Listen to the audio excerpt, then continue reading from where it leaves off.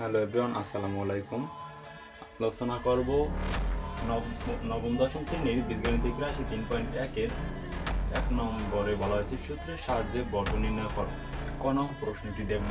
যেমন এখানে দেওয়া আছে 2a + 3b। এই রাশিটিকে সূত্রের সাহায্যে বর্গ নির্ণয় করতে বলা হয়েছে। যখন কোনো রাশিকে সূত্রের সাহায্যে বর্গ নির্ণয় করতে বলা হবে তখন বর্গের সূত্র মনে রাখতে হবে। যেমন a + a+b² সূত্র হচ্ছে a² - 2ab + b² R a - b² সূত্র হচ্ছে a² - 2ab + b²। এই সূত্র দুটি মনে থাকতে হবে। যেমন এটিকে বর্গ করার জন্য ব্র্যাকেট দিয়ে এই রাশিটিকে ব্র্যাকেটের ভিতরে নিয়ে আসতে হবে।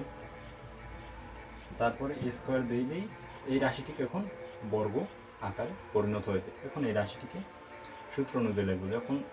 যেমন এই রাশিটিকে আমাদের ধরতে হবে a, 2a কে ধরতে হবে a এবং 3b কে এই রাশিটিকে ধরতে হবে b। যেমন